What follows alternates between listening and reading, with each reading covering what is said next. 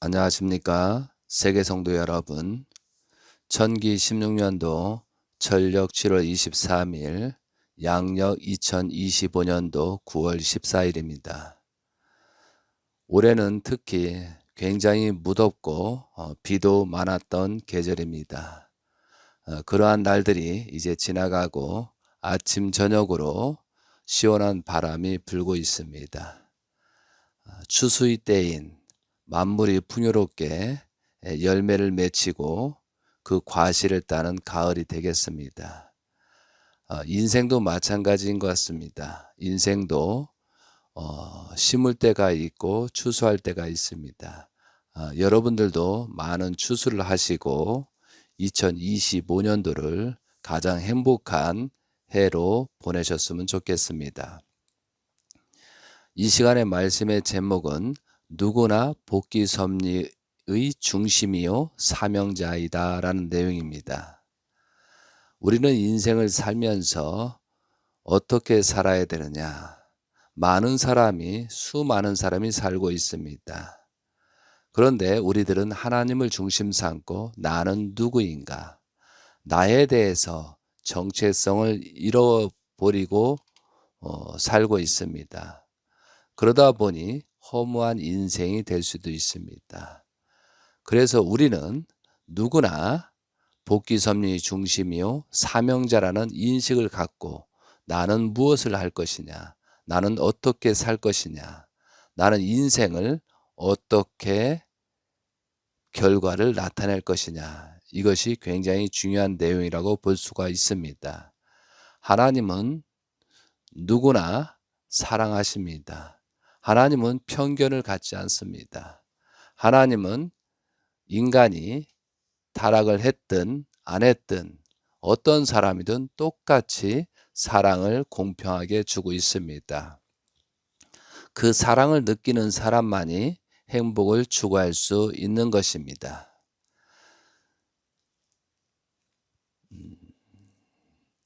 누구나 복귀 섭리 중심이요 사명자라는 그런 인식에 의해서 말씀을 가도록 하겠습니다. 먼저 9월달 행사에 관련된 광고 말씀을 드리고자 합니다. 천기 16년도 철력 8월 4일, 양력 9월 25일은 기원절 10주년이 되겠습니다. 그리고 다음 날 철력 8월 6일, 양력 9월 27일은 대신자이신 문영진 천일국 왕님의 탄생 만 46돌이 되겠습니다. 이날을 기념하기 위하여 대만에 가서 정성의 조건을 세우고자 계획하고 있습니다. 하나님의 복귀 섭리 궁극적인 목적은 타락한 인류의 거짓 혈통을 복귀하는 것입니다. 그리고 하나님의 참된 혈통이 온 인류로부터 사랑과 존경을 또한 찬양을 받기를 가장 원하시고 있습니다.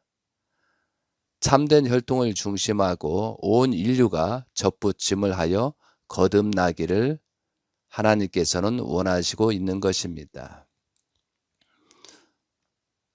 사랑하는 성도 여러분, 하나님께서 가장 기뻐하시는 기념일은 언제라고 생각하십니까? 저는 생명이 처음 태어나는 날이라고 생각합니다.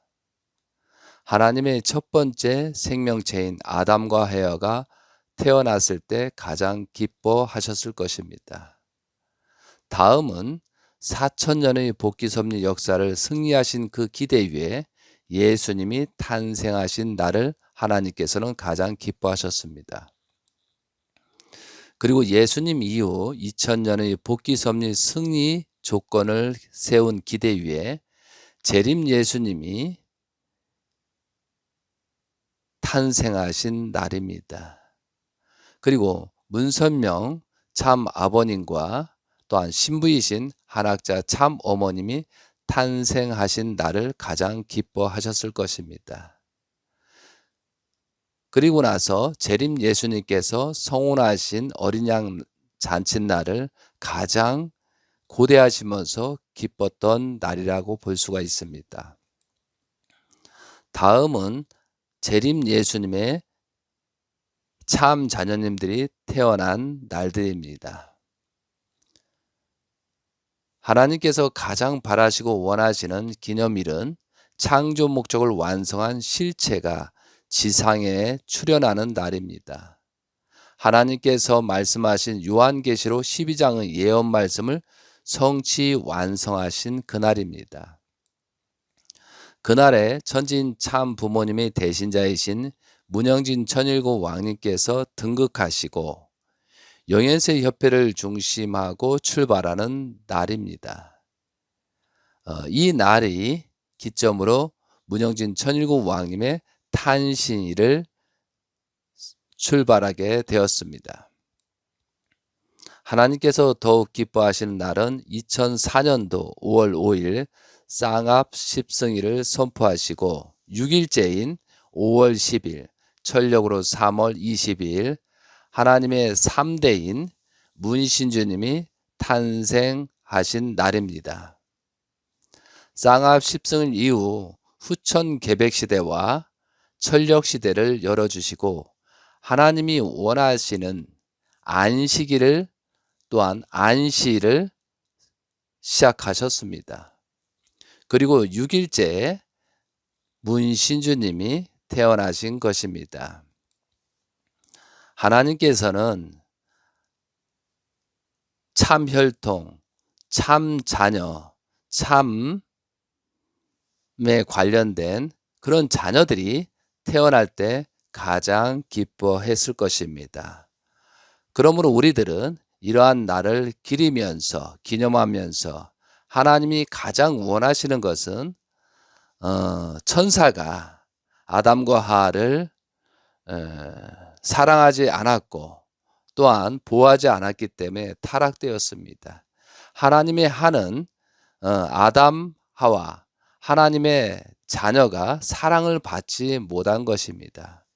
그러므로 우리들은 하나님이 가장 기뻐하는 날을 기념하고 또한 특히 예수님 탄신일, 재림 예수님 탄신일, 또한 참 자녀, 참 혈통이 태어나신 날을 기념하고 그날을 기린다면 하나님이 가장 기뻐하실 것이라 라고 생각합니다. 참고로 하나님의 참 혈통의 생일날을 보면 참으로 깊은 의미가 담겨 있습니다. 하나님이 창조 과정이 7일, 7단계로 보면 6일, 6단계에서 아담과 하와가 창조되었고 7일, 7단계에서 하나님의 창조 목적대로 아담과 하와를 통해서 하나님께서 안식하시고자 하셨습니다.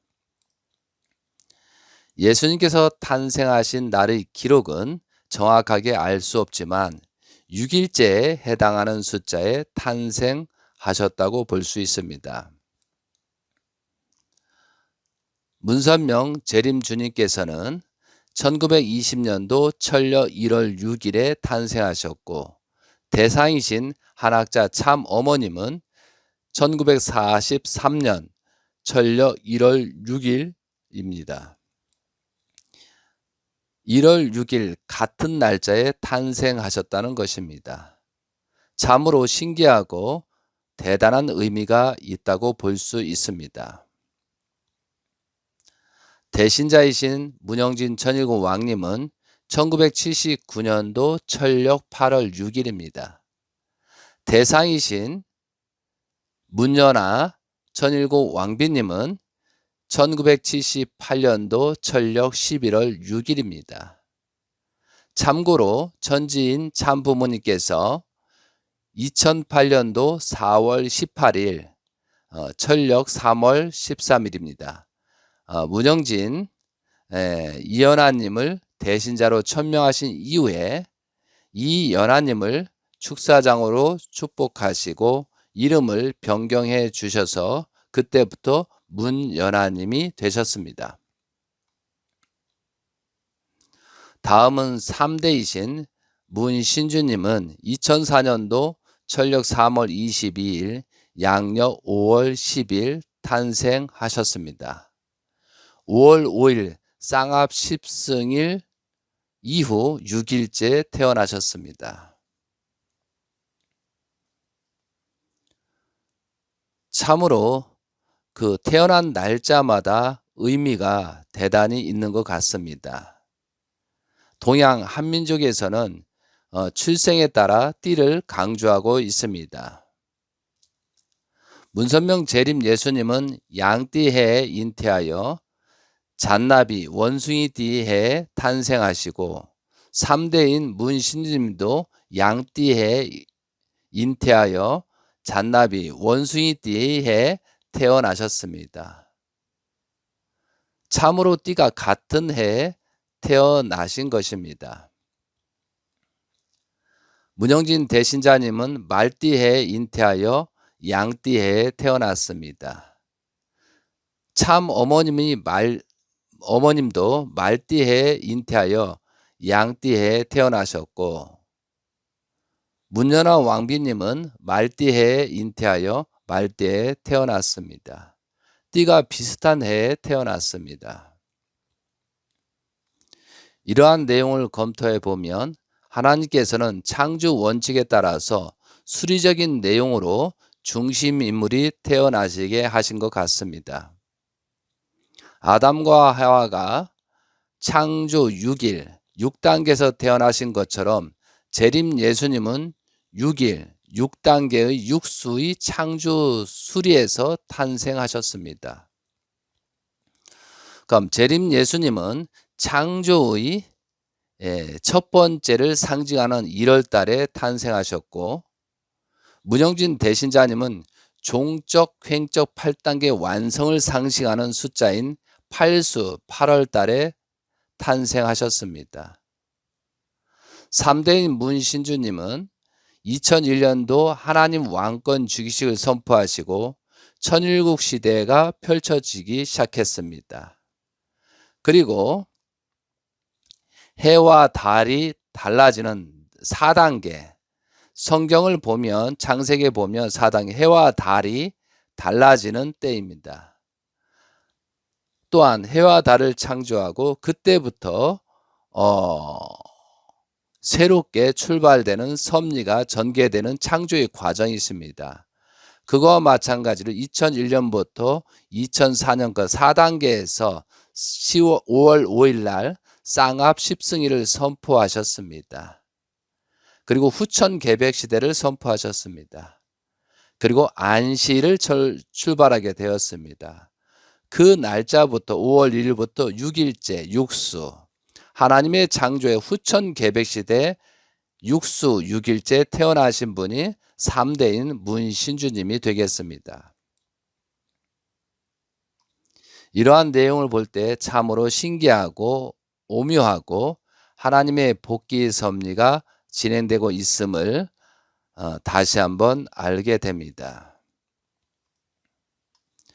이 말씀을 듣고 있는 여러분들도 하나님의 사랑과 축복으로 태어나신 분들입니다.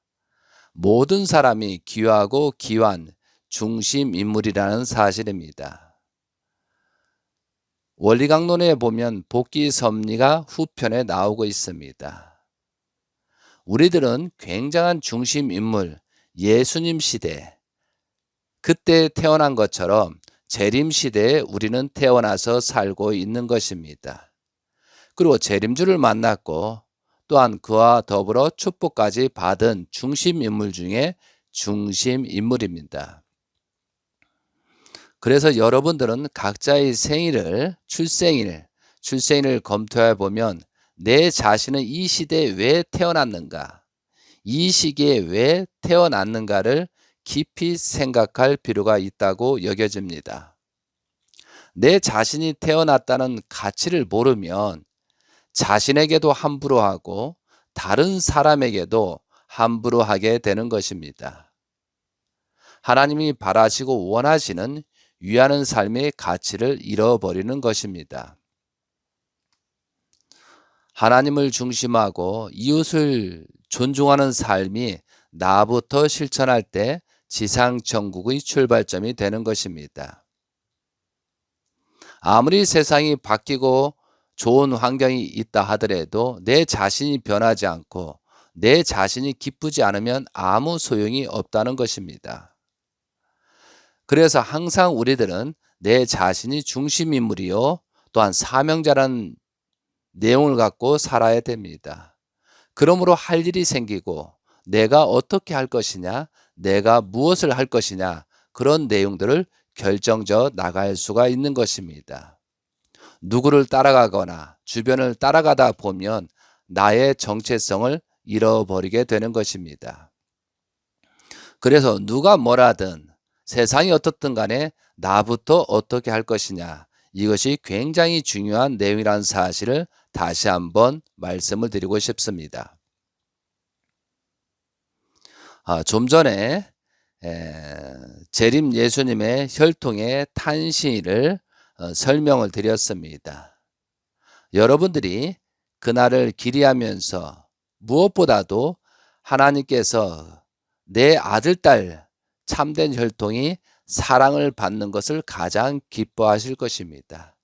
그런 날들을 기념하는 여러분이 된다면 하나님이 더욱더 기뻐하실 것이라고 생각돼서 재림 예수님의 혈통에 대한 생일, 탄신일을 말씀드린 것입니다. 하나님은 창조 과정에서 각자를 개성 진리체로 창조하셨습니다. 모든 사람이 똑같이 창조하신 것이 아닙니다. 각자 다르게 창조하신 것입니다. 그러므로 모든 사람들은 각자의 생활과 각자가 행복한 일을 하면서 각자의 영인체를 성장시키게 되어 있습니다. 각자가 피조 만물을 사랑하고 주관하는 방법에 따라서 행복의 가치 기준도 달라지는 것입니다. 나 자신의 가치를 소중히 여기는 사람은 다른 사람의 가치도 소중히 여기는 것입니다. 남을 탓하고 비난하기보다는 나 자신부터 살펴보고 자아주관하여야 하는 것입니다. 이 시간의 말씀 제목이 누구나 복귀 섭리의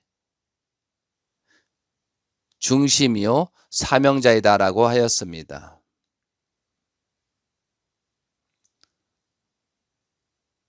사랑하는 성도 여러분,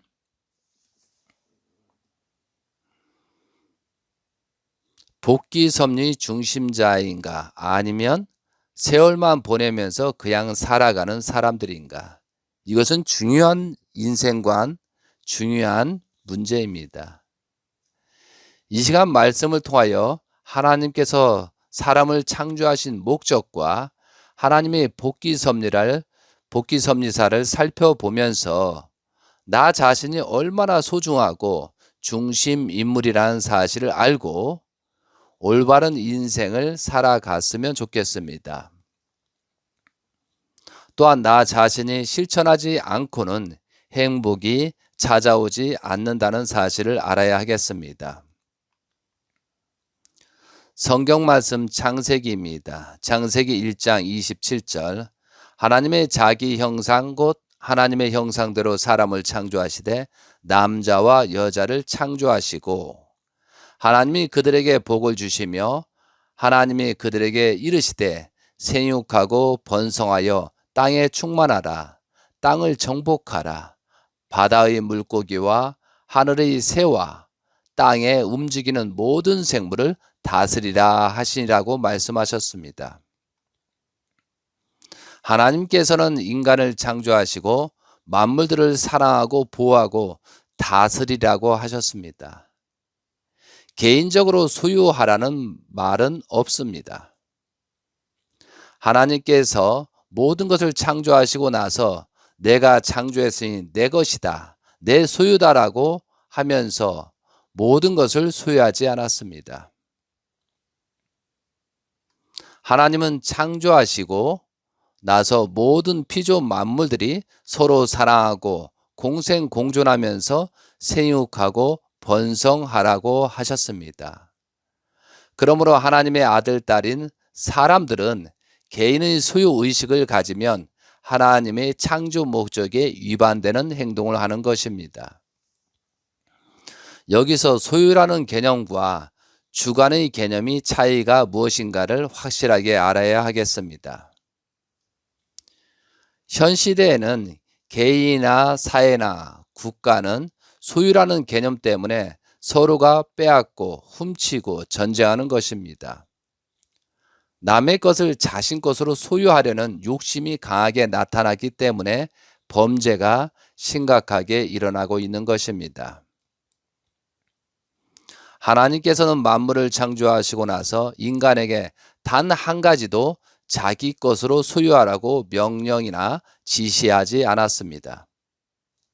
모든 것은 하나님의 것이라고 하셨습니다. 인간들이 지상 생활을 하면서 생육하고 번성하는 데 필요한 것을 사용하라고만 하신 것입니다.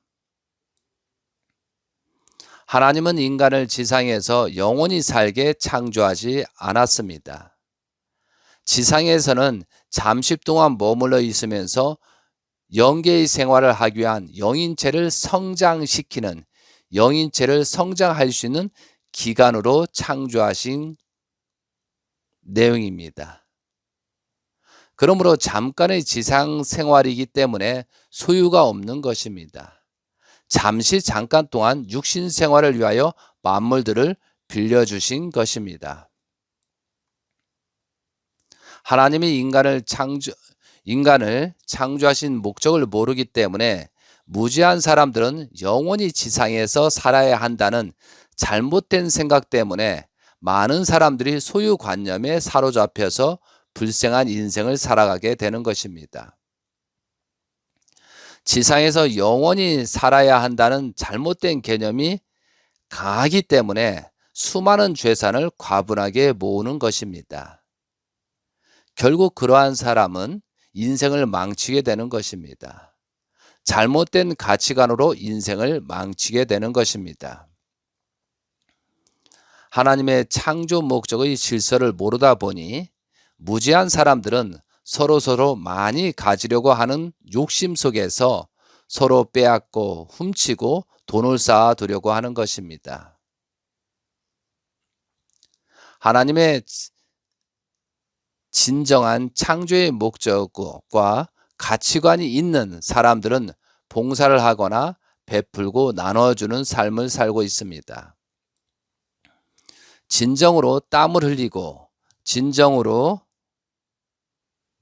노력해서 부자가 된 사람은 집 주변의 담장을 높이지 않습니다.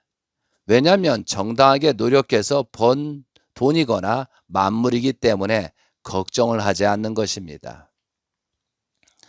반대로 비정상적으로 돈을 착복하거나 남의 것을 빼앗아 부자가 된 사람은 대부분 담장이 높게 하거나 심지어는 철조망을 쳐놓습니다. 왜 그렇게 하는가 신기하잖아요. 그 사람은 훔쳤기 때문에, 훔친 돈이기 때문에 언젠가는 자신처럼 훔쳐가는 사람이 있을 것이라고 판단하기 때문에 불안해서 담장을 높게 하는 것입니다. 이러한 사람을 보고 도둑이 제발 저린다는 속담이 나오는 것입니다. 가분한 소유의 개념이 많은 사람들은 대부분 불행한 삶을 결말을 짓게 되는 것입니다. 돈을 목적으로 인생의 모든 것을 투입하였기 때문에 영인체를 성장하는 기간을 그만큼 줄어들기 때문에 시간이 가면 갈수록 그 사람은 초조하고 불안하고 공포에 사로잡히게 되는 것입니다. 하나님의 창조 목적의 질서를 모르면 사람들이 인생을 살아가는 가치 목적을 모르기 때문에 불행한 인생이 되는 것입니다. 아담과 하와의 타락으로 말미암아 그 후손들은 타락성 근성의 성품을 가지고 태어나게 되었습니다. 타락성 근성은 4가지가 있습니다. 첫째는 천사장이 하나님 같은 입장을 취하지 못하고 역주관한 것입니다. 그리고 둘째는 천사장이 자기 위치를 떠났고 아담과 하와가 하나님의 아들, 딸이라는 위치를 떠난 것입니다. 셋째는 주관성이 전도된 것입니다.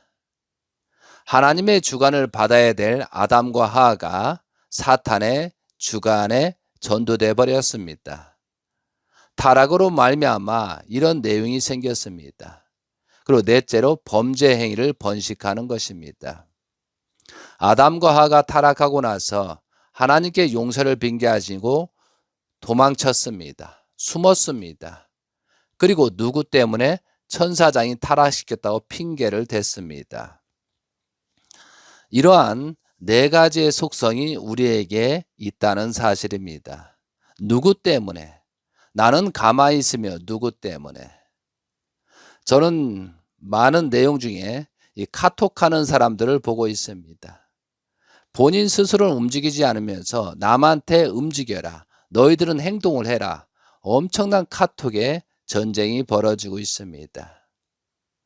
진정으로 우리는 내 자신부터 움직이고 내 자신부터 활동하는 그런 모습이 먼저 나타나야 되는 것이 당연하지만 남이 해주겠지, 다른 사람이 하겠지, 누구 때문이다, 그런 핑계, 이것이 네 번째 범죄 행위를 번식하는 내용입니다. 사랑하는 성도 여러분, 재림주님이 말씀에 가장 중요시하신 것은 타락의 정체성을 밝히고 원죄에 대하여 정확하게 말씀하신 것입니다. 그리고 거짓 혈통, 그리고 참 혈통에 대한 내용을 말씀하시고 참 혈통으로 접붙임하여 하나님의 아들, 딸로 복귀하는 것이 근본 목적이었습니다. 재림 주님께서 오셔서 타락한 인류를 구원하시기 위하여 참 부모로서 수많은 사람들을 성주식과 축복식을 해 주셨습니다. 그리고 절대로 참된 가정으로서 1:1 부부의 사랑을 강조하셨습니다. 외도하거나 다른 사람의 유혹에 빠지지 않도록 철저하게 교육을 했던 것입니다. 그런데 축복을 받고 나서 이러한 타락성 근성을 버리지 못하고 유혹에 빠져 타락의 길로 떨어졌기 때문에 이런 사실들이 있기 때문에 현재 그런 결과가 통일가에서 나타나고 있다는 것입니다. 재림주님께서 가장 많이 강조하셨던 것이 오목볼록 생식기 주간이었습니다. 그런데 통일가의 사람들이 그것을 지키지 못한 결과가 현재 심각한 문제가 발생하고 있다는 것입니다. 일부분 사람은 그것을 지키고 있는 사람도 있습니다. 그러나 수많은 사람들이 그러한 범죄를 저질렀기 때문에 이런 결과가 생기고 있다는 사실을 정확하게 알 수가 있습니다. 재림주님께서는 생전에 축복받고 타락한 축복 가정들 다시 살리기 위하여 참 가정의 희생을 조건으로 삼아 다시 재축복을 여러 번 시켰습니다. 저도 그러한 사실을 여러 번 목격했습니다. 재림 예수님께서 성하신 이후에 타락한 인간들이 급격하게 확산되고 있다는 사실입니다. 그러한 무리가 많음으로 결과가 심각하게 전개되고 있는 것입니다. 자기 자신을 자아주관하지 못하여 현재 이러한 현상이 발생하면서도 남의 탓으로 비난, 비소만 하고 있는 실정입니다. 재림주님을 통하여 축복받은 사람들 중에 타락한 인간들은 타락한 천사장의 주관이 되고 그 소속이 되어 타락한 천사장의 지시를 받으며 최종적으로 재림주님의 혈통을 공격하고 있습니다. 이러한 내용들을 자체적으로 수습하지 못하고 서로 비난만 하고 있고 특히 모든 책임은 참 가정에 있다고 하면서 재림주님의 기반을 몰락시키고 돈에 눈이 멀어 서로 싸우고 있는 실정입니다. 이러한 내용을 보면서도 순진한 식구들과 멍청한 식구들은 천사장의 노예가 되어 그냥 따라만 가면 된다. 어떻게 되겠지? 이런 생각으로 살아가고 있다는 것이 큰 문제입니다. 망해가고 있는 사실을 목격하면서 그냥 무책임한 행동을 하고 있으면서 결국 타락한 천사장의 밥이 되어가면서 죽어가고 있는 것입니다. 재림 예수님 성화 이후 13년째를 맞이하고 있는 2025년도입니다. 하나님도 더 이상 기다리지 못하는 때가 되었다는 것입니다. 그러므로 심판이 시작된 것입니다.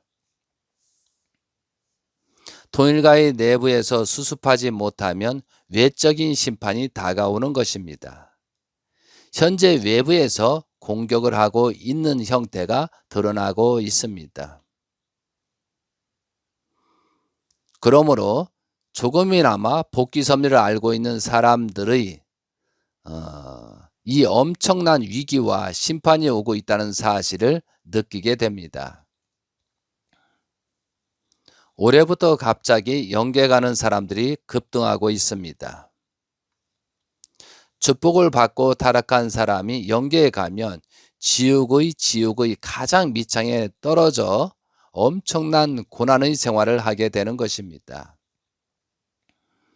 그리고 악신 중에 악신이 되어 지상의 후손들에게 나쁜 영향을 주는 것입니다. 지상에 살아있을 때 회개와 용서를 빌 기회가 있는 것입니다. 영계의 세계에선 탕감복귀가 없다는 사실입니다.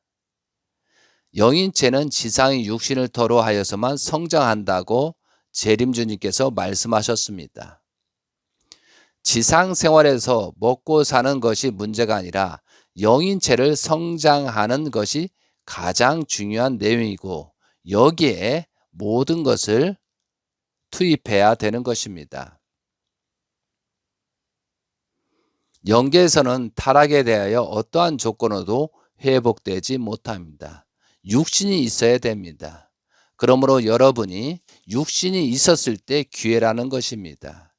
육신이 있었을 때 어떻게 영인체를 성장시키느냐, 어떻게 영인체를 성장시켜서 영계의 삶에 사용될 수 있느냐, 이것이 중요한 것입니다.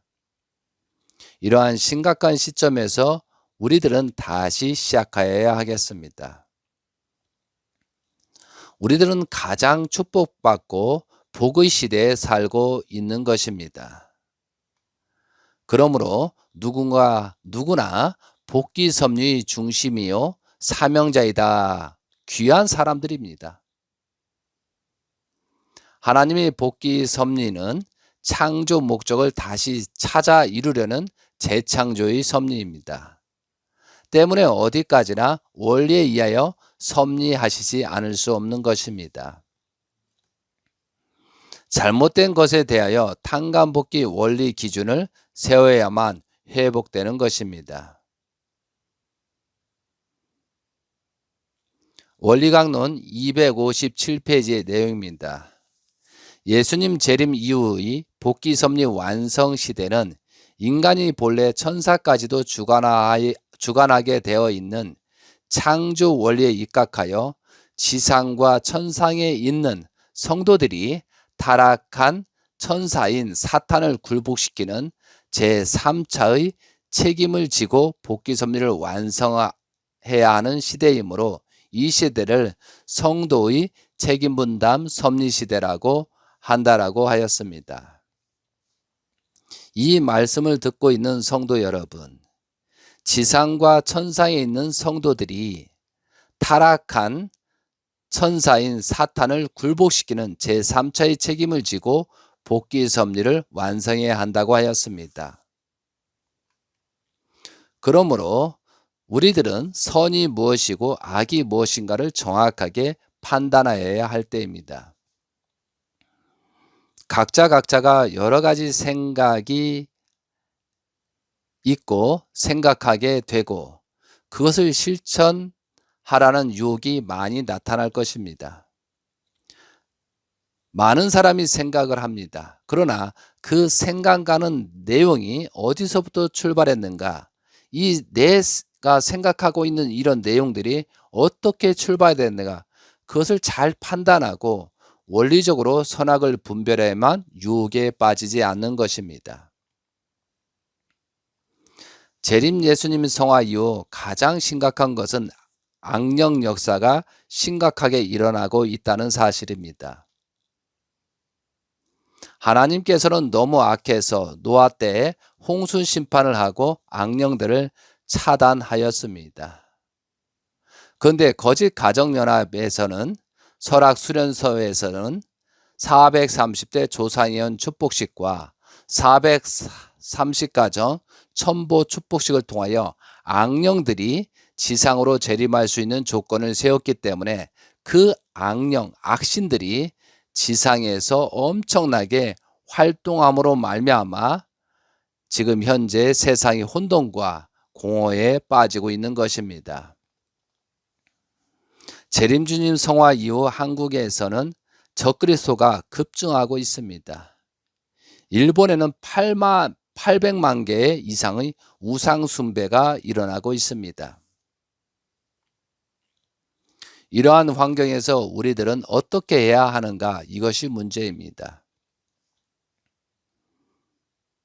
통일가의 여러분은 1950년도 재림주님을 한반도, 한민족, 기독교가 반대하여 6.25 한국 전쟁이 한반도에 일어났다는 사실을 알 것입니다. 재림주님을 온전하게 모시지 못해서 전쟁이 났습니다. 이러한 생각을 할 때 재림 예수님께서 재림주님이 성하신 이후 악이 급부상하고 많은 사람이 사탄의 유혹에 빠져 고난을 겪을 수 있게 되는 것입니다. 재림 예수님이 성화하신 이후 원인을 우리가 깨닫고 회개와 용서가 없다 보니 사탄들이 주관하는 내용이 심각하게 일어나고 있다는 것입니다. 요한계시록을 보게 되면 이런 예언들이 실제로 글로서 나타나 있습니다. 사랑하는 성도 여러분, 무죄는 구원이 없습니다. 사탄의 최종 목적은 재림 주님을 통하여 축복을 받은 사람들을 타락시켜서 종으로 만드는 것이 목적이고, 더 큰 목적은 재림 주님의 참 혈통을 공격하여 파괴시키는 것이 근본 목적입니다. 이러한 사실을 알고 이 말씀을 듣는 여러분은 절대적으로 참 가정에 대하여 함부로 이렇다 저렇다 말을 하는 것을 주의해야 될 것입니다. 재림주님의 말씀 44권에 289페이지에 나오는 내용 중에 여러분께 여러 번 말씀을 드리죠. 재림주님은 심정의 십자가를 지시고 영계를 가신다라고 하셨습니다. 그 심정의 십자가를 지고 갈 때 비난, 비수하는 자, 또한 참 가정에 함부로 얘기하는 사람들은 용서할 도리가 없다. 어떠한 내용으로도 용서할 도리가 없다라고 정확하게 말씀하셨습니다. 그리고 여러분들은 내 자녀에 대해서 함부로 말하면 안 된다. 이것은 내가 용서할 도리가 없다. 이것은 브라질 섭리 때 1990년도 후반에 브라질에서 여러 번 통일가의 식구들에게 말씀하셨던 내용입니다. 그런데 타락하거나 사탄의 유혹에 받은 사람들은 자신이 범죄에 대해서는 감추면서 남의 탓이라고 비난합니다. 그러면 심지어는 참 가정까지 비난하는 그런 처지에 처져 있습니다. 그 사람은 사탄의 유혹에 빠져가지고 엄청난 범죄 행위를 하고 있고, 그 참가정을 비난함으로 그 참가정을 따라가지 못하게 방해하는 사탄 중에 사탄이라고 볼 수가 있습니다. 여러분 주변에 참 가정을 비난한 자들이 있다면 그 가정의 내부를 살펴보시기 바랍니다. 그 내부는, 그 가정들은 진정한 도를 다하고 있느냐, 그 자식, 그 자녀들을 보면 분명히 알 수가 있습니다. 특히 참 자녀를 부정하는 자, 참 가정을 부정하는 자, 그 내부는 엉망진창이라는 사실을 분명히 말씀을 드립니다. 참 가정을 비난하는 자들은 전도 한 명도 못하는 실정입니다. 참 가정, 참 혈통으로 찾아가는 성도들을 막기 위한 사탄의 작전에 말려든 사람들입니다. 그러므로 그 유혹에 빠지지 않고 온전한 길을 가는 방법은 초심으로 돌아가는 것입니다. 재림주님의 말씀을 훈독하고 실천하는 방법밖에 없습니다. 그리고 재림 예수님께서 세우신 문영진 대신자님의 복귀 섭리에 동참하는 것입니다. 그것만이 사탄의 유혹에 벗어날 수 있는 길입니다. 하나님은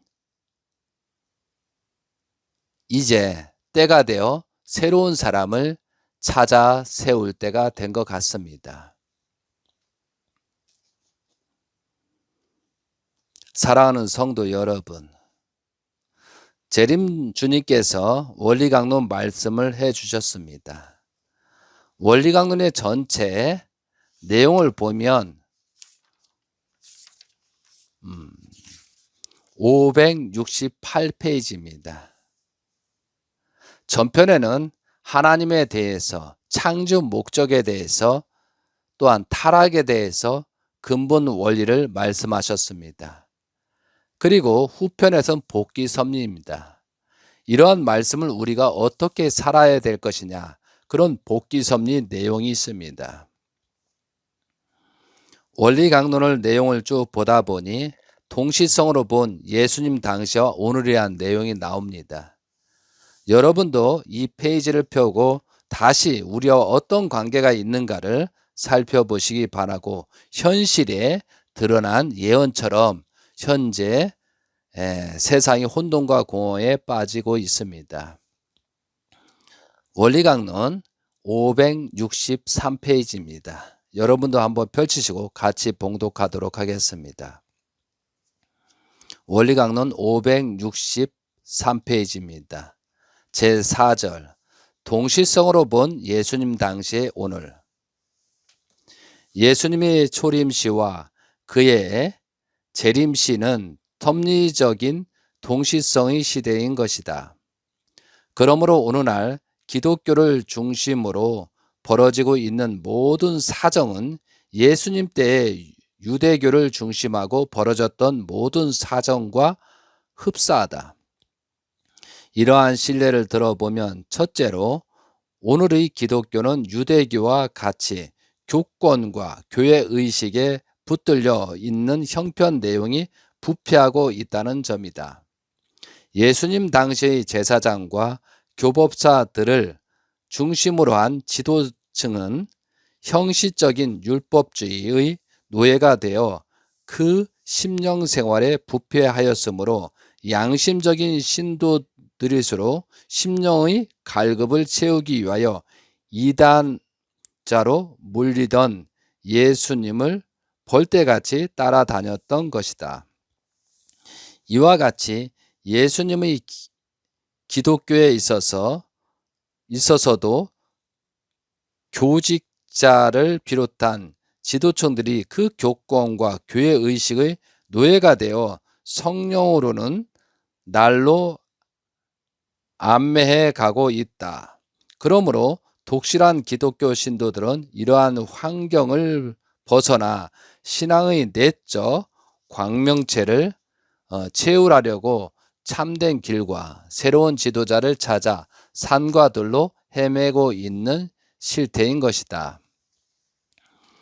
다음으로 오늘의 기독교인들은 예수님 출임 때의 유대교인들과 같이 예수님이 재림하시면 그들이 먼저 주를 핍박하게 되리라는 것은 위에서 이미 상론한 바와 같다.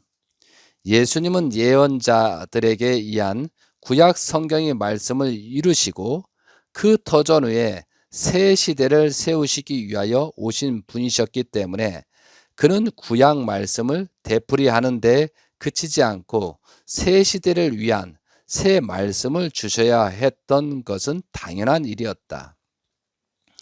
그런데 제사장과 교법사들은 예수님의 언행을 모두 구약 성경의 문자가 허락하는 범위 안에서 비판하였기 때문에 거기에서 오는 차질로 인하여 마침내 예수님을 십자가에 내주는 결과에 이르렀던 것이다. 이와 같이 예수님이 재림하시는 목적도 기독교 신도들이 닦아 놓은 신약시대의 영적 구원 섭리의 터전 후에 새 하늘과 새 땅을 건설하시려는 데 있는 것이기 때문에 재림하시면 이미 2000년 전에 옛날에 주고 가셨던 신약의 말씀을 되풀이 하시지 않고 새 하늘과 새 땅을 건설하는 데 필요한 새 말씀을 주실 것임이 틀림이 없다. 그러나 성서의 문자에 붙들려 있는 오늘날 기독교 신도들은 재림 때와 같이 재림 주님이 언행을 신약 성경의 문자가 보여주는 범위 안에서 비판하게 될 것이니 결국 그를 이단으로 몰아 핍박할 것임은 명약관하하다. 예수님이 그가 재림하실 때 먼저 많은 고난을 받게 될 것이라고 말씀하셨던 이유는 바로 여기에 있는 것이다. 한편 또 예수님의 재림에 관한 계시나 재림하셔서 주실 말씀을 받아들이는 데 있어서도 초림 때와 똑같은 양상이 나타나게 된다. 초림 때에 있어 하나님의 메시아가 오셨다는 소식을 제사장이나 교법사들에게는 주시지 않고 이방의 점술자와 순진한 목자들에게 주셨던 것이니 마치 친자식이 무지하기 때문에 의부 자식에게 통정한 것과 같은 격이다.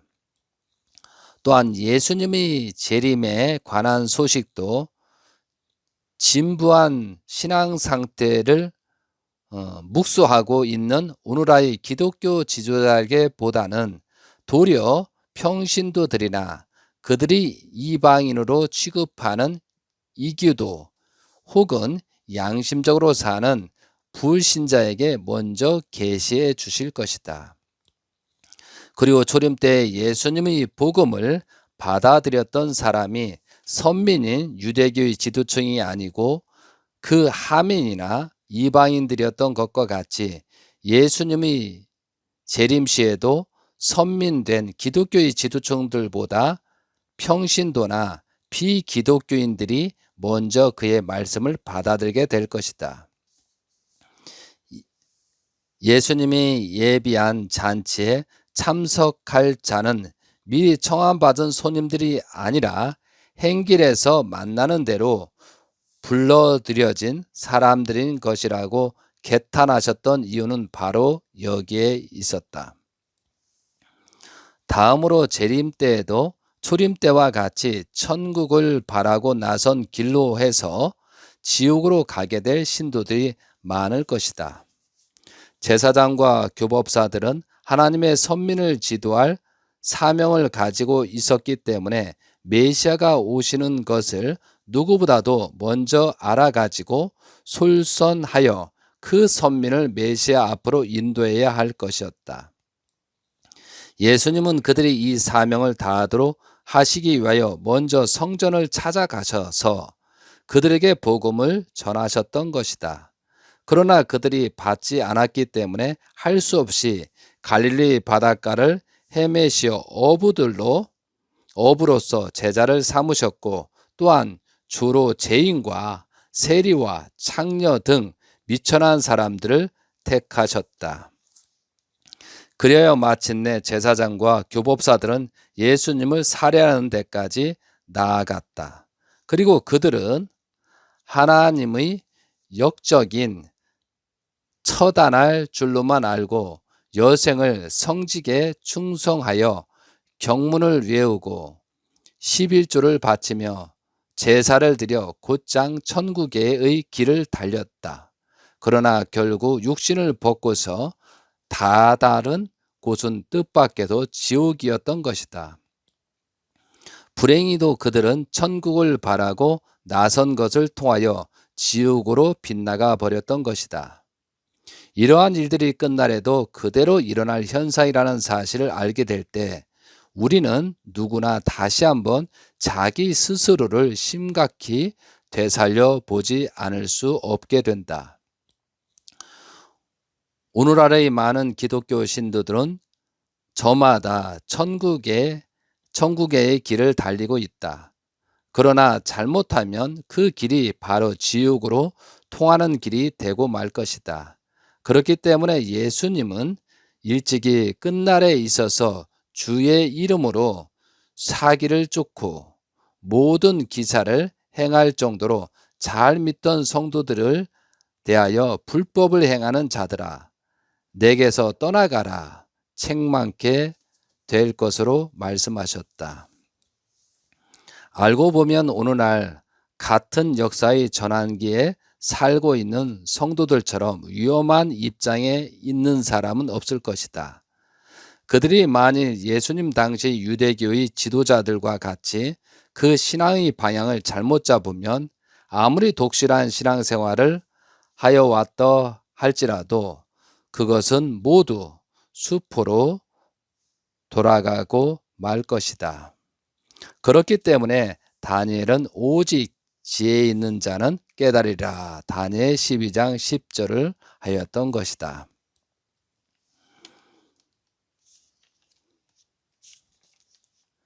지금 말씀드린 내용 동시성으로 본 예수님의 당시와 오늘이 그대로 전개되고 있습니다. 사랑하는 성도 여러분, 이 말에는 모든 사람이 해당되고 있습니다. 그런데 이 내용 중에 빠진 것이 있습니다. 예수님 당시에 하나님께서는 철저하게 예수님이 섭리하셔 준비했습니다. 사가랴 가정에서 예수님이 태어나셨습니다. 그런데 엘리사벳이 사탄이 들어가라 말미암아 마리아가 임신하고 나서 3개월째 쫓겨났습니다. 그리고 사가랴와 엘리사벳이 사탄이 들어가서 세례 요한을 메시아로 만들려고 했던 것입니다. 그리고 언젠가는 예수님이 태어나면 죽이려 했던 것입니다. 그것은 하나님께서 아시고 마리아를 요셉으로 보냅니다. 요셉은 기혼자였습니다. 그런데 갈릴리에서 나게 되면 사가랴, 엘리사벳이 죽일까봐 호적 제도를 온 나라에 정해서 예수님이 예루살렘으로 가게 만드십니다. 그때 동방박사가 태어나고 1년 후에 동방박사 나타납니다. 동방박사가 예물만 주고 떠나버렸습니다. 그런 그 기대가 없기 때문에 다시 광야로 애굽으로 도망치는 그런 사건들이 벌어졌습니다. 예수님이 장성에서 세례 요한 제자로 숨어 들어갔습니다. 근데 때가 되었는데도 세례 요한은 예수님을 알지 못했습니다. 결국은 30세가 돼서 예수님을 알게 됐습니다. 세례를 의식할 때 성령으로 역사하는 것을 보고 그때부터 세례 요한은 하나님의 아들, 내가 기다리는 아들이구나라는 사실을 알게 되었습니다. 그래서 그 계시를 받고 세례한 다음에 2명의 제자까지 보냈습니다. 그런데 갑자기 세례 요한이 배반하기 시작했습니다. 그 어머니가 출생의 비밀, 사가랴에 바람나 가지고 난 자식이 예수다라고 말을 해 주었습니다. 그러므로 말미암아 인간적으로 생각할 때 세례 요한은 예수님을 따를 수가 없게 된 것입니다. 결국은 세례 요한이 예수님을 부정하게 만든 사람은 엘리사벳이었습니다. 그것이 말씀집에 재림 예수님이 말씀집에 여러 군데 나오고 있고 저는 실질적으로 목격했습니다. 결국은 세례 요한은 결국은 옥에서 죽게 되었고 사가랴는 성전 옆에서 맞아 죽었고 엘리사벳은 약 먹고 자살했다라고 되어 있습니다.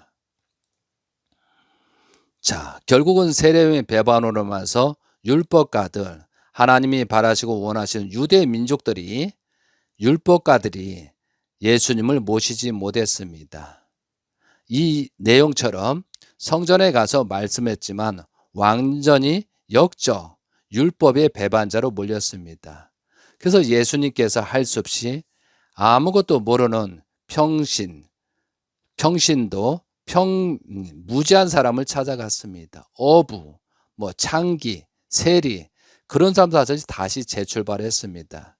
그런데 결국은 거기서 12자를 형성했습니다. 그런데 그들은 무죄했습니다. 그래서 이적과 기자를 통해서 병을 고치고 해서 그들을 끌고 갔던 것입니다.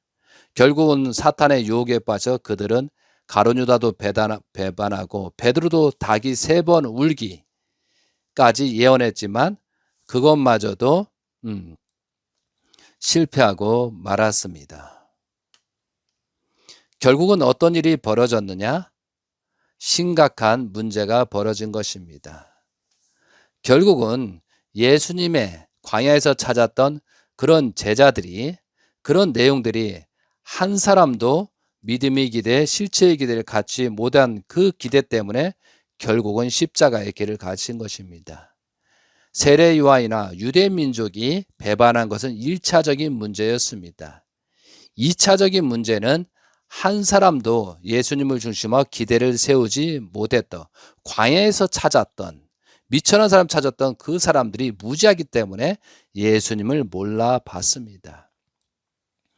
결국은 한 사람도 없기 때문에 십자가를 가게 되었던 사실입니다. 이러한 내용을 볼 때 우리는 재림시대에 재림 예수님께서 1920년도 오셨습니다. 하나님께서는 기독교 기반을 완벽하게 한반도에 만들어 주었습니다. 그런데 결국은 예수님께서 24세를 넘고 25세 출발할 때, 재림 예수님께서 출발할 때 기독교가 반대고 한민족이 반대했습니다. 결국은 엄청난 고난 속에서 출발이 되었습니다. 그래서 재림 예수는 다시 1950년도, 1960년 성혼한 이후에 다시 기독교가 아닌 일반 성직자가 아닌 미천한 우리를 찾았던 것입니다. 성경도 모르고 무지하고 무지깽이를 찾았습니다. 그리고 그들을 축복까지 시켰습니다. 그런데 그들은 성경이나 그런 말씀은 등한시하고 오직 그냥 지상천국만 바라고 무조건 따르기만 하면 된다는 그런 심정으로 따라왔습니다. 결국은 최종적으로 종적인 8단계를 완성하시고 2001년도 1월 14일 하나님의 날을 왕 즉위식을 하시고 그 이후에 행적인 복귀 섭리를 진행하는 과정에서 그 믿음의 기대, 실체의 기대가 없었기 때문에 결국은 재림 예수님께서 2013년도 1월 13일 기원절을 맞이하지 못하고 영계로 가게 되었습니다. 그런데 예수님 때는 예수님이 십자가에 가시고 나서 3일 만에 부활하셔서 40일 동안 영적인 작용에서 그 제자들을 다 수습했습니다. 그리고 나서 오순절날 재출발 섭리가 현재 기독교가 출발했던 내용이고 지금까지 예수님을 믿던 사람들은 예수님의 십자가에 의해서 구원을 받았다. 예수님이 십자가에 내 대신 감으로 말미암아 우리가 살아있고 우리가 이렇게 지상생활을 할 수 있다라고 고백하고 회개와 용서를 내고 예수님 십자가에 대해서 진심으로 회개하고 그런 내용으로 지금까지 2000년 역사를 끌어왔습니다.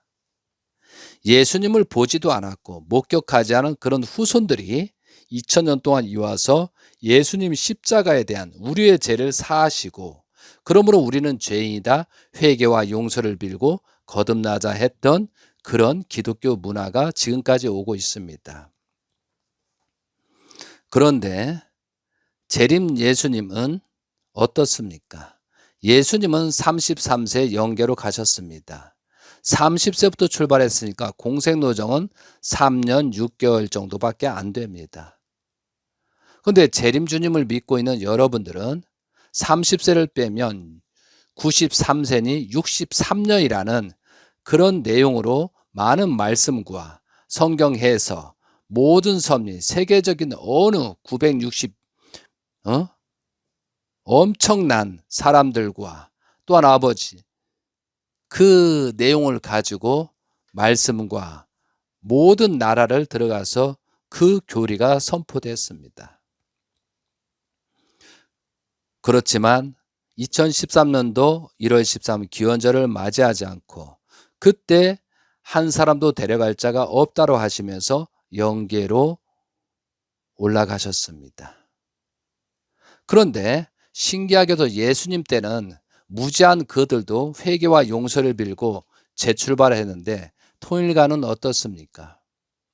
재림 예수님이 성화하고 나서 회개와 용서, 통국의 역사가 벌어지고 있습니까? 재림 예수님께서 참 부모로 따랐던 사람들이 회개와 용서라는 그런 내용이 전혀 나타나지 않고 있다는 사실입니다. 물론 나타나지 않는 부분의 일부 회개와 용서를 비는 식구들도 있다라고 생각합니다. 그렇지만 전체의 분위기가 어떻습니까? 전체의 분위기가 나타나지 않고 있습니다. 그러면서 사탄 역사가 본격적으로 시작되고 있고 지금 성화 후 13년째 이런 일이 벌어지고 있습니다. 예수님이 십자가에 가신 이후 그들은 예수님을 우리가 죽였다. 우리가 기대를 세우지 못함으로 죽였다. 목숨을 걸고 회개와 용서를 빌고 예수님의 말씀을 전하자 하면서 수많은 고통을 받으면서 그 역사를 끌어왔던 그런 내용이 있었습니다. 그런데 통일가의 사람들, 뭐 어디 소속이 있든 간에 지금 어떠한 모습으로 하고 있느냐 이거죠. 그러면서 재림 예수님이 만들었던 그 기반에 돈이다, 권력이다, 명예다, 거기에 관심만 있고 거기가 망하는 거, 재림 예수님께 하셨던 그런 가치관, 그런 생활관이 무너지는 것은 관심이 없고 그런 돈, 그런 권력, 그런 쥐, 그런 명분만 지금 싸움을 하고 있다는 사실입니다. 아무 무가치하다는 것이죠. 사랑하는 성도 여러분, 특히 통일가에 있는 여러분은 이거에 대해서 심각하게 짚어봐야 됩니다. 예수님 제자 중에 가룟 유다는 차라리 태어나지 않는 게 좋았을 거라고 그런 엄청난 말이 있습니다. 그럼 재림 주님을 통해서 축복을 받은 사람이 타락했다. 차라리 태어나지 않는 게 좋았을 거라 그런 말이 될 수도 있다는 것이죠. 분명히 우리는 여기에서 심각하게 생각을 해야 됩니다. 성화를 왜 하셨는가? 왜 하실 수 없었는가? 왜 재림 예수님께서 성화하신 이후에 어머니, 참가정이 저렇게 할 수밖에 없는가? 기대가 없기 때문에 그런 것입니다.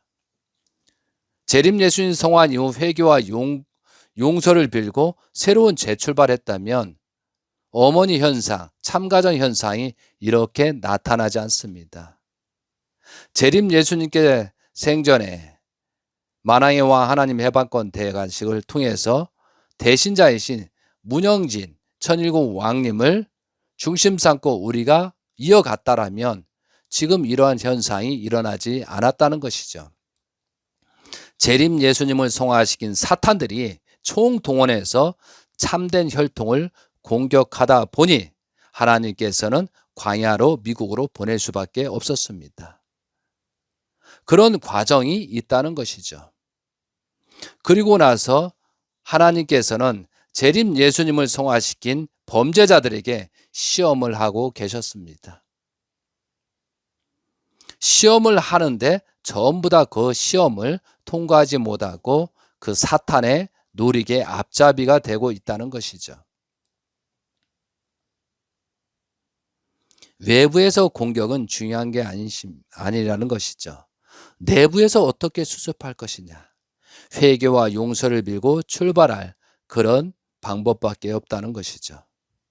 그리고 왜 이런 문제가 생겼는가? 원인부터 규명해서 다시 출발하는 여러분이 되시기 바랍니다.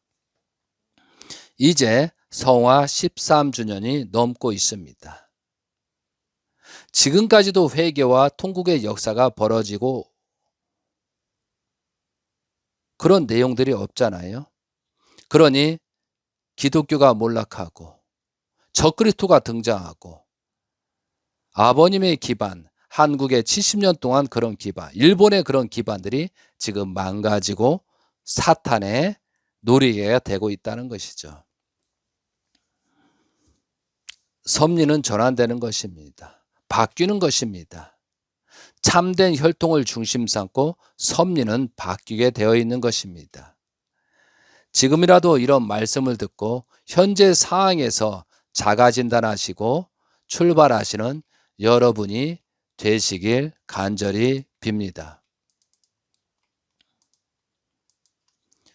사랑하는 성도 여러분, 오늘 말씀의 제목에 누구나 복귀 섭리 중심이요 사명자입니다.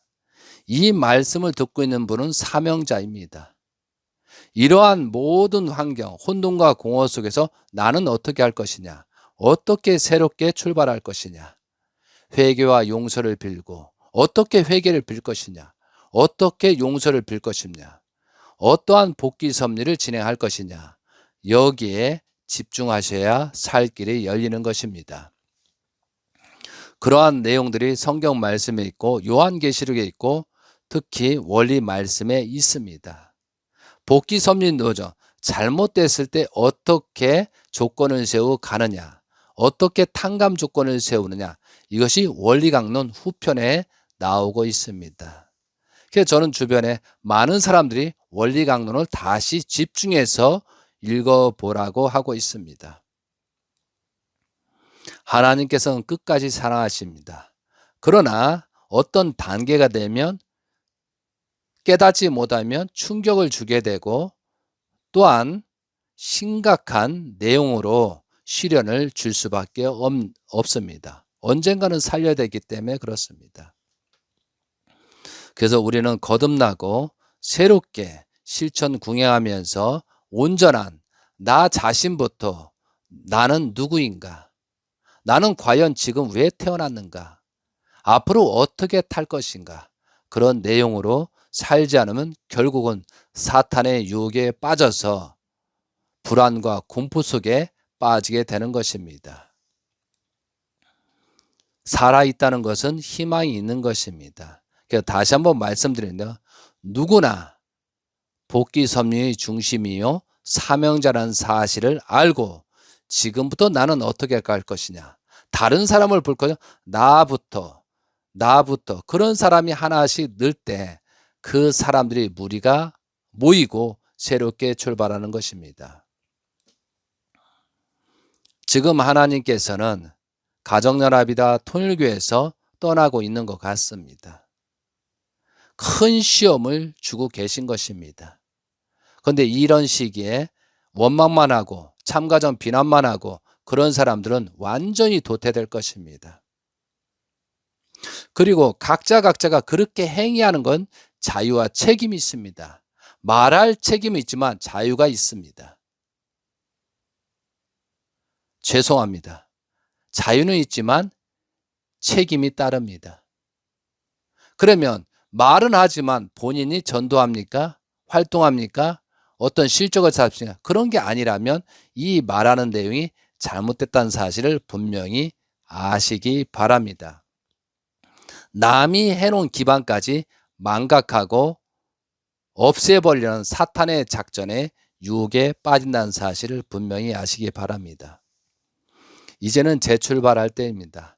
모든 것을 내려놓고 다시 원점으로 돌아가서 우리는 다시 진행하지 않으면 하나님께서 기회를 주지 않을 것입니다. 우리는 종이 아닙니다. 우리는 하나님의 아들, 딸로서 어떻게 살아갈 것이냐, 하나님을 중심하고 예수님, 재림주님, 3대 왕권의 그런 말씀을 중심 삼고 방향을 틀어서 정확한 나침반을 설정해서 가야 될 우리의 책임이 있는 것입니다. 말씀집, 천성경 많은 말씀이 있습니다. 그런 말씀을 통해서 거듭나는 길밖에 없다는 것입니다. 그러므로 나 자신을 끌어올리고 나 자신의 복귀선임 중심자와 사명자라는 인식을 하면서 하나씩 전개해서 나가는 것이 우리가 살아가야 될 길이라는 것입니다. 통일가가 이렇게 세상적으로 핍박을 받고 공격을 받을 수밖에 없는 상황이 전개되어 있습니다. 잘해서 핍박받는 건 상관없는데 못해서 더 핍박받고 심각한 문제가 생기고 있습니다. 이것은 우리들이 잘못했기 때문에 그런 결과가 생기는 것입니다. 중심 종교가 무너지다 보니 적그리스도가 엄청나게 등장하고 있습니다. 이러한 사실들이 우리 때문이라는 것을 우리는 망각해서는 안 되겠습니다. 우리 가정부터 내 자녀들부터 다시 수습해가는 여러분이 되시기 바라면서 먼 데를 보는 게 아니고 가까이서부터 정리해 나가는 여러분이 지혜로운 분이 되시길 바라겠습니다. 하나님께서는 모든 사람에게 공평하게 축복을 주고 계십니다. 그 축복을 받고 안 받고는 본인의 책임이 달려있는 것입니다. 하나님께서는 누구에게도 함부로 주지 않습니다. 거기에 상응하는 정성과 조건을 드리는 자에게만 축복을 내리게 되어 있습니다. 하나님께서 6천년 동안 속임을 당하신 분입니다. 이제는 때가 되었기 때문에 새로운 재출발을 하게 되었습니다. 저는 통일가에 대해 이런 말씀을 언제까지 할지는 모르겠지만 아마 오래 지나지 않아서 멈출 것 같습니다. 이제 세상 사람을 위해서 세상 사람을 평신도 평민을 위해서 복귀 섭리를 진행하려고 생각하고 있습니다. 우리는 다 알 거 알면서도 범죄하는 자는 더 이상 말을 전해서는 안 될 것 같습니다. 의미가 없지 않습니까? 그만큼 하나님도 버리는 그런 때가 됐지 않는가 심각한 의미입니다. 그러면 우리는 다시 돌아보고 다시 정리해서 온전한 길을 택하지 않으면 하나님은 귀를 기울이지 않을 것입니다. 외적인 물질, 외적인 기반, 외적인 돈 이거 중요한 거 아닙니다. 하나님을 중심 삼고 어떻게 온전한 삶을 추구하고 그 방향으로 갈 것이냐. 또한 그동안에 잘못된 것을 회개와 용서를 빌고 탕감 조건을 세웠을 때 그만큼 하나님이 역사한다는 사실을 분명히 우리는 알아야 되겠습니다. 사랑하는 성도 여러분, 지금 심각한 때를 겪고 있습니다. 그러나 복귀 섭리의 중심이요 사명자라는 인식을 할 때 새로운 희망, 새로운 기쁨, 새로운 행복이 열릴 것이라고 저는 확신하고 있습니다. 살아있을 때 행복한 것입니다. 살아있을 때 영인체를 성장시킬 수 있는 기간입니다.